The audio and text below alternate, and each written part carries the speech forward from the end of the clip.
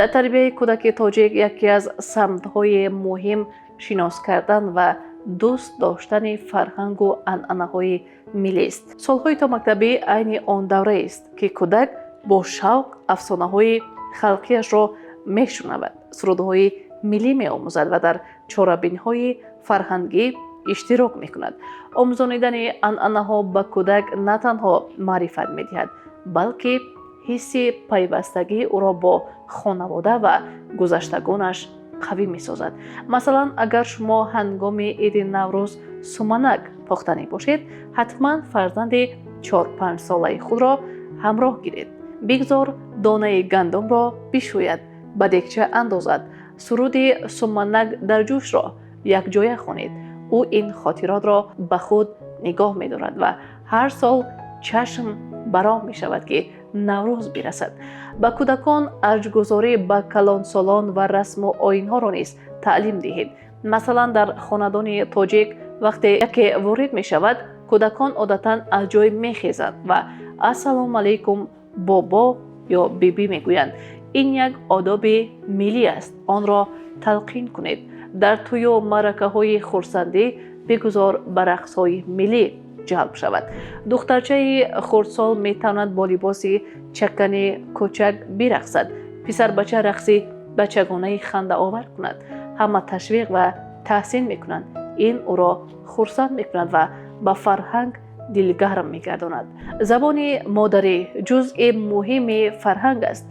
هرچند بسیار عائله‌های شهری ما با کودکان اکثر وقت با زبان روسی گفتگو میکنند، کوشش کنید که به فرزندتان تاجیکی از خردسالی آموخته شود. حتی اگر خودشان به روسی گزارش کنند، شما پاسخ را تاجیکی دهید. با این راه وی هر دو زبان را خوب آموخته، اما ارزش زبان مادریش را میداند. اکثریت کودکان تاجیکی ما دو زبان را به ملال از بر میکنند. تنها باید هر یک را در جایش استفاده کنند. شما هم میتوانید از کتابچه‌های تاجیکی کاریکاتورهای به تاجیکی ترجمه شده تا لغت و مهارت گفتارشان غنی گردد. فرهنگ ملی را دوست داشتن معنای آن را ندارد که کودک را از فرهنگ جهانی دور نگاه داریم. شما می توانید هم افسانه‌های خلقی تاجیک و هم افسانه‌های جهانی را خوانید، میان آنها مقایسه سازید. ببینید که چگونه قهرمان‌های خلق ما مثل افندی، حیله‌گری و فراست را استفاده می‌برند، در حالی که مثلا در افسانه‌های اروپایی شاهزاده دلاور تجسم یافته است. این بحث‌ها فکری تحلیلی و افتخار از ارزش‌های خودمان را در او بیدار می‌کنند. در نهایت وقتی فرزندتان در مکتب می‌خواند، او شخصیت شکل گرفته خواهد بود که می‌داند کیست و از کجاست.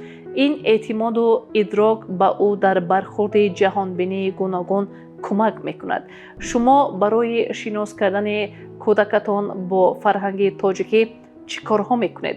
زبان تاجیکی و روسی را چطور در خانه موازنت میکنید؟ شرح خود را در زیر نویسانید. سرپرستی برنامه ما شرکت لیندوید میباشد. لیندوید با ویتامین د برای مستحکم کردن استخوان‌ها و موشک‌ها کمک کرده و نیرو می‌آورد.